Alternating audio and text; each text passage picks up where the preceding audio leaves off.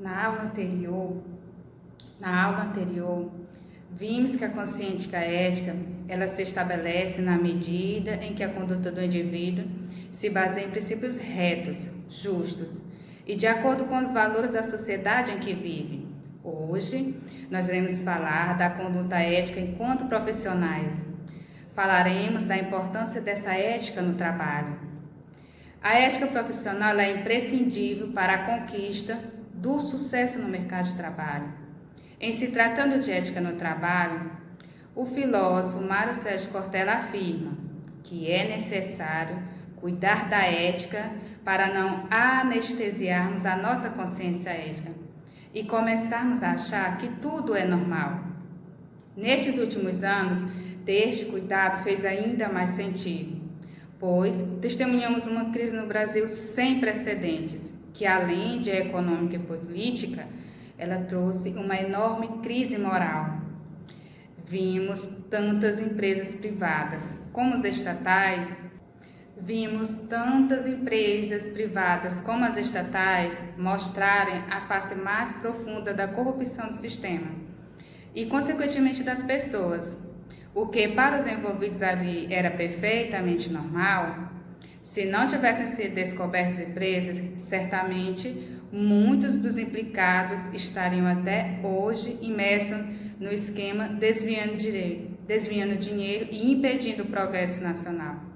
Nesse sentido, a questão que eu quero trazer aqui em nada tem a ver em julgar esse ou aquele por seus erros, pois isso é papel da justiça. A minha intenção é trazer uma reflexão sobre este tipo de comportamento que, lamentavelmente, estão cada vez mais recorrentes. Você lembra daquela série exibida pela TV Globo, chamada Você Decide? Em cada episódio, temas polêmicos eram apresentados e causavam discussões sérias entre o público telespectador. Em um desses episódios, uma secretária recebia uma proposta irrecusável. Em um desses episódios, uma secretária recebia uma oferta irrecusável para servir como laranja de uma empresa fictícia e de uma conta fantasma. A pergunta do episódio era: você abriria mão de seus princípios em nome de uma vida melhor? E os resultados obtidos pelo programa de TV foram: 24,3% afirmaram que essa secretária deveria denunciar o caso à polícia. 27,2% votaram que ela pedisse demissão e não levasse nada ao conhecimento de ninguém. Mas a grande maioria, 48,5%, optaram pela adesão da secretária ao esquema proposto. Se somarmos os dois primeiros resultados, teremos uma situação de quase empate entre sim e o não. Isso nos faz analisar a moral brasileira. Pense comigo. E se essas pessoas que votaram tivessem pautado seu voto pela ética e pela moral, será que o resultado seria diferente? Eu acredito que seria. Continuando. Como já foi dito, ética vem do termo ethos, que por sua vez significa costume, aquilo que pertence ao caráter.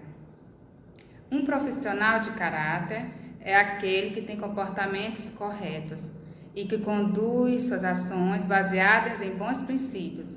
É preciso cultivar essa ética no trabalho. Uma empresa, por exemplo, demonstra sua ética por meio dos valores que cultiva e da cultura organizacional que dissemina. Quando um colaborador age de uma forma incongruente com isso, ele está desequilibrando aquele sistema da empresa e tendo atitudes que vão de encontro ao que a empresa prega.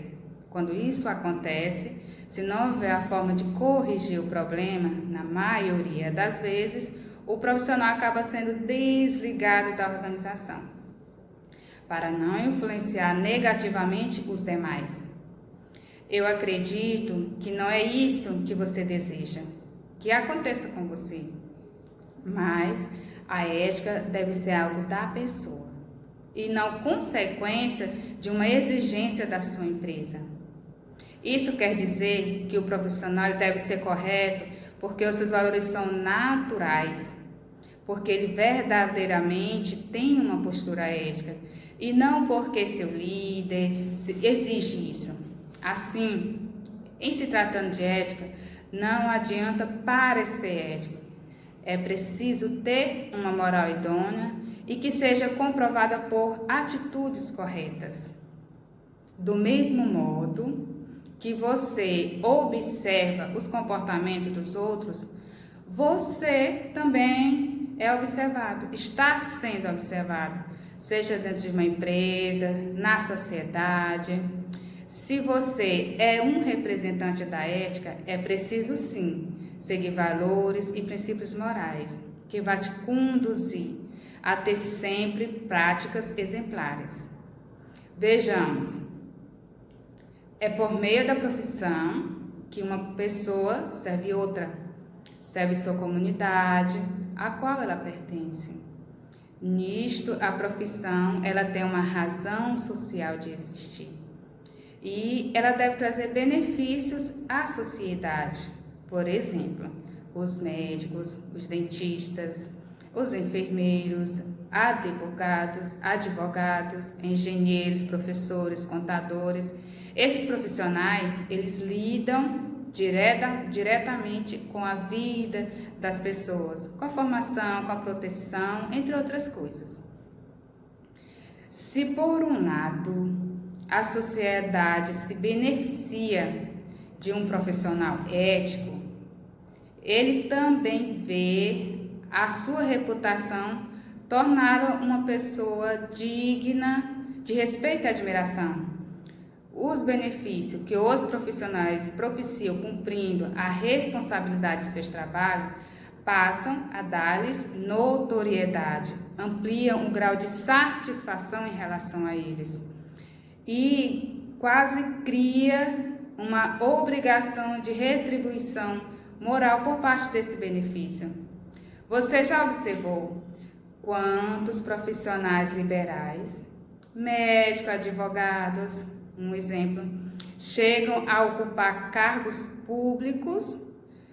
É como se o eleitor se sentisse numa obrigação de retribuir a estes profissionais todo o bem que fizeram durante o exercício de suas profissões.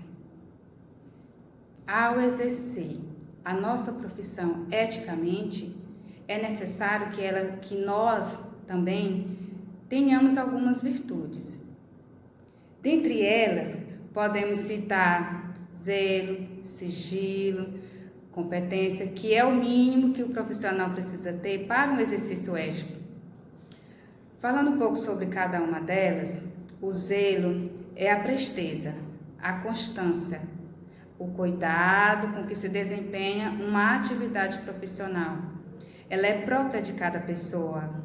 Se um profissional se considera inapto para executar uma determinada tarefa, é mais digno recusar o convite para não assumir do que aceitar, mesmo sabendo que não terá o cuidado necessário para a sua execução. Então, é antiético aceitar uma tarefa sabendo que não vai executá-la com o zelo necessário. A honestidade é a confiança, a sinceridade, ela é fundamental na prática da profissão, para a qual o indivíduo se prepara e decide, se dedicar. Nos noticiários, diariamente, vemos exemplos de pessoas de diferentes classes sociais, profissionais e idades. Nos noticiários, diariamente, nós vimos exemplos de pessoas de diferentes classes sociais, profissionais e idades, sendo confrontadas por terem se corrompido. O fato de conviver num ambiente de corrupção não significa que se deva estar de acordo, nem que se deva praticar estes atos indignos. Nada justifica a desonestidade. Sobre o sigilo, ainda que não seja solicitado pela empresa, a necessidade do sigilo ela pode ocorrer. E o profissional precisa ter o discernimento do que pode e o que não pode revelar a outra pessoa. Sabemos que tem profissões como da área do direito, medicina, contabilidade. Eles têm no sigilo como a base da credibilidade do profissional que a exerce.